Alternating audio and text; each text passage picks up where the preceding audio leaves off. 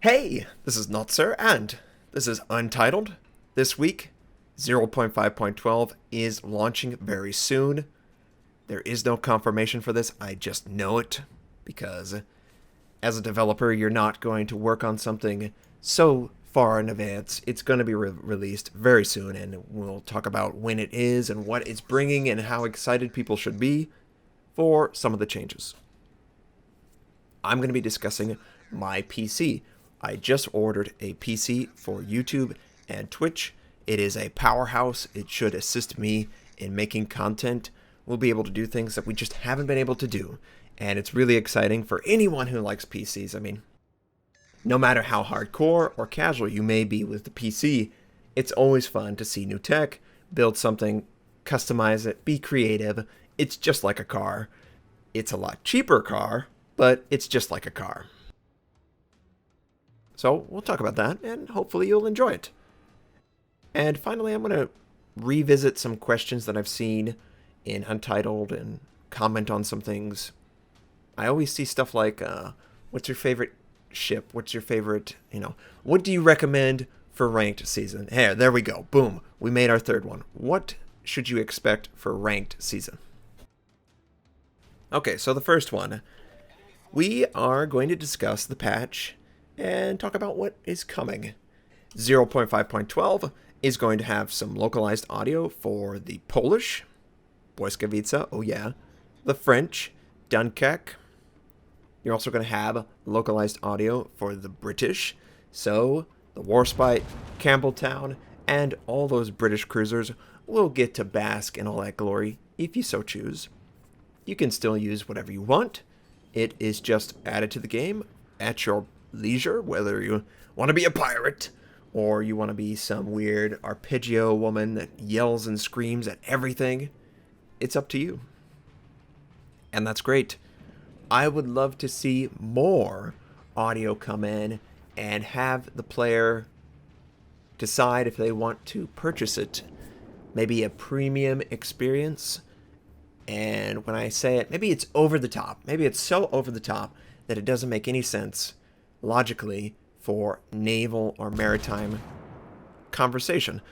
But it's a game, and this is local, so allow the player to decide if they want that and pay for it.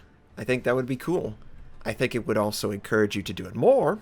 And what's bad about that, right? We could have Vader, some weird character. You could have so many different things. You could have someone who sounds like presidents, prime ministers of the time. I don't know what.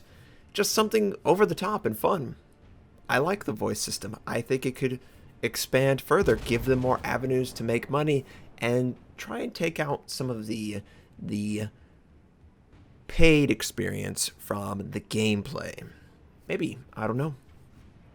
So, that's going to be cool. The localized audio, of course. They are adding transparency to the minimap, specifically the water. So you could theoretically have it completely invisible.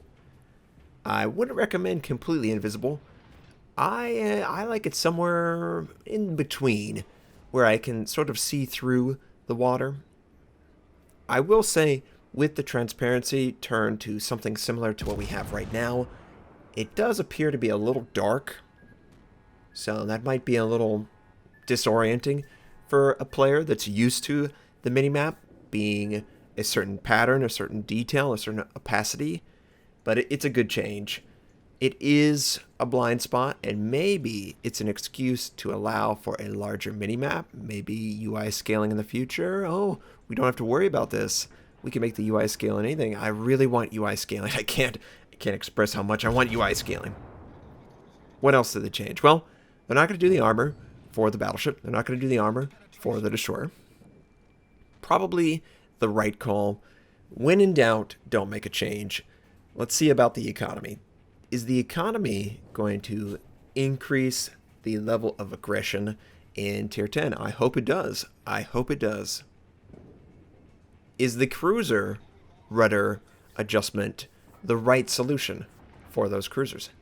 I don't know. I think you're going to see a situation where cruiser captains who are really, really good are going to be really, really elusive.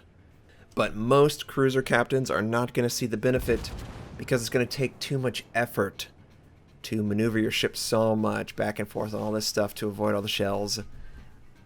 Cruisers just shouldn't take quite as much damage as they do right now, in my opinion, to main battery fire.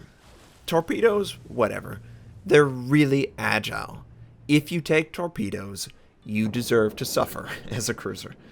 You have so much extra intel that even destroyers don't have. You basically can decide to have hydroacoustic.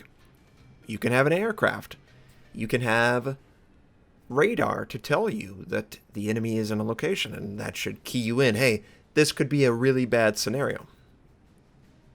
I'm excited at the possibility that cruisers would come back into the playstyle. I just don't think it's going to happen with this change alone. I think you might need to encourage it a little bit more. Maybe make cruisers even cheaper to run. Maybe they're the cheapest class to play. Maybe they have the most return. I don't know. There needs to be something, because it's really weird playing in a game where there's only 2 cruisers. There's 5 battleships, 5 destroyers, and 2 cruisers. It's really odd. How it would actually be is like 1 battleship. You'd have 6 cruisers and maybe 7 destroyers. I mean, there would be a ton of everything else other than a battleship. So, yeah, I will obviously play through a lot of this stuff, see how the changes go, give you my feedback. You'll see it on my stream. You'll see it on the YouTube channel. And we'll try and focus it on changes that have been made. So, tier 7 and higher cruisers. Also, I think some destroyers can also equip it, but I'm not 100% on that. I didn't check it out before the server went down. You know the drill. You know the drill. What else are they changing? Well, the dragon flags are in the game. You should be using your dragon flags to get your commanders up. I would not really worry about using the commander dragon flags. And for anyone who doesn't know, for the anniversary, you got dragon flags. I got a ton because I've played a ton and I have a ton of stuff. You might not have as many, but they're still really, really, really useful. I mean, really useful. They level up your commander extremely fast. 333% extra XP towards the commander at the game's completion. That is awesome. I'm using it to level up my Gearing commander, my Montana commander, my Bismarck commander. Every single commander I can think of, I am using it actively. And I will be doing it for the foreseeable future because I have a lot of dragon flags. I will be doing it for the Japanese destroyer line. When the destroyers come, I'm gonna be playing them all. I'm very excited. You know, I go through, oh, it's bad, it's good, it's bad, it's good. The same thing that all these video game communities go through. You hear, oh no, they're nerfing the bow armor.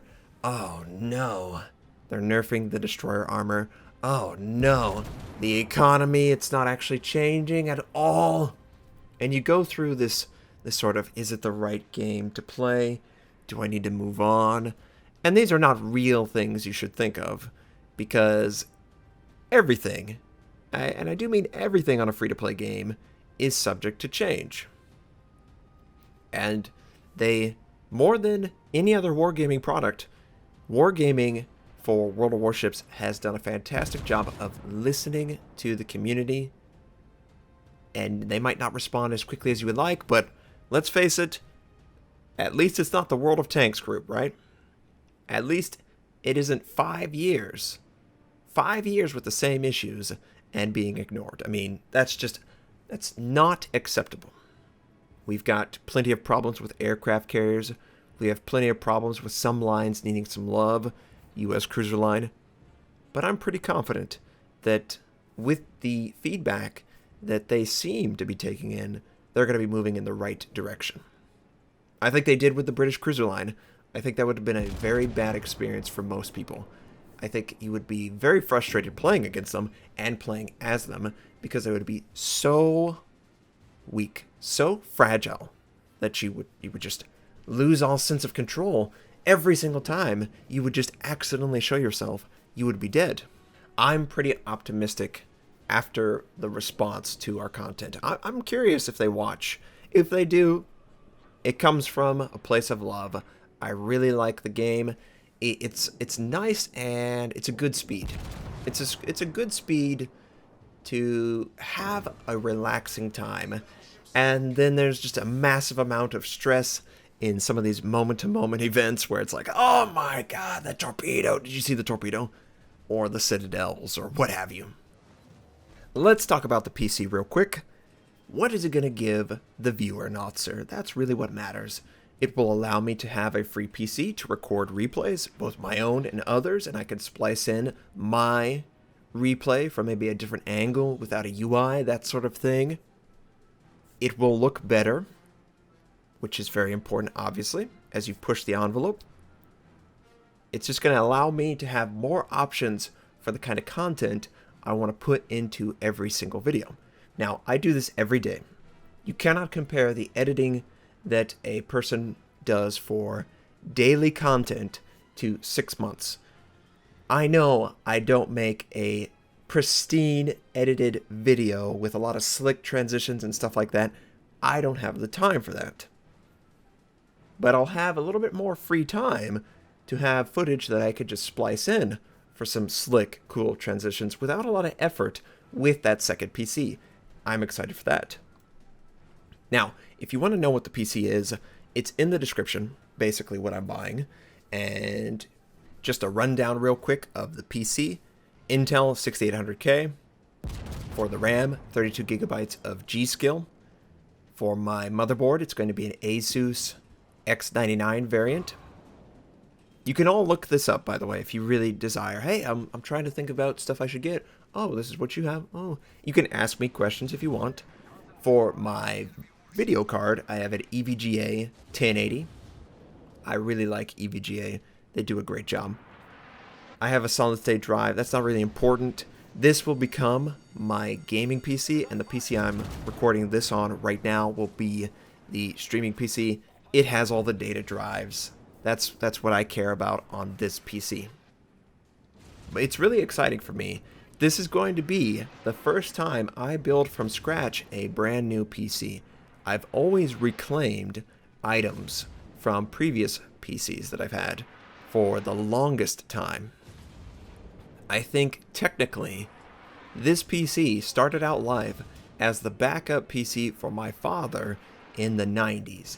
That's how much we upgrade and move on, and it's exciting. It's exciting. It's always fun to put PCs together. So, ranked play. Let's get into ranked play really quick because this replay is very close to being over. Tier 8, what would you use? Bismarck, Tirpitz, Atago, Benson. I think those are solid picks. The Loyang is also good too. That's my top 5 for Tier 8.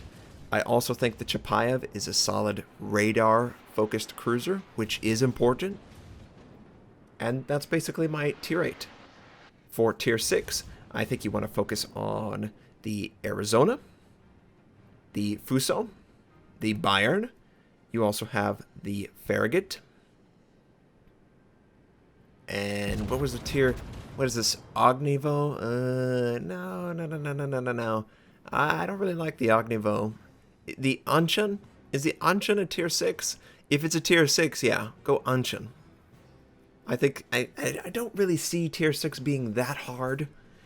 You only have to play one of the 4 brackets at tier 6. Tier 8 is where it's going to be difficult. And what you want to do is counter whatever the meta is. If you see a lot of battleships, go destroyer. If you see a lot of destroyers, go cruisers. If you see a lot of cruisers, well, you're not playing World of Warships. I kid. But seriously, if you see them, go battleship. It's really that simple. Now, for aircraft carriers, go Japanese. The Japanese aircraft carrier variant is the superior one, and make sure it's upgraded. There is no Saipan. I think they avoided Tier 7 for a reason. The Saipan and the Flint come to mind. Maybe the Scharnhorst. I think Tier 7 is honestly pretty scary for them, and that's why it's not in this ranked play. Now, if you have different suggestions, I mean, the Kutuzov is a good one. It has a high rate of fire. It's good at countering destroyers. It has smoke. Very unique aspects.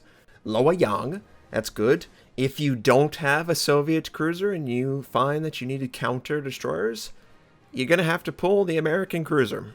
I just would not recommend American cruisers. I would not recommend German cruisers as my top pick, but that doesn't mean they can't be solid in the game. You just need to understand, in competitive mode, smoke, HE fires, and objective play. That's what matters. Can you counter the smoke with radar? Can you avoid taking too much fire damage? Can you punish a target that is maybe showing a little bit too much side? You've got to calculate all this. You don't want to overextend, and you want them to come to you. Don't look at it as a chore. If you look at it as a chore, you're not going to get through it. Believe me, it's a chore for me. I need to get over that, and we'll see how that works out this season. Either way, I hope this was fun. The PC is exciting, the patch is exciting, and ranked play is exciting. I hope you have a fantastic day, and I'll catch you next time.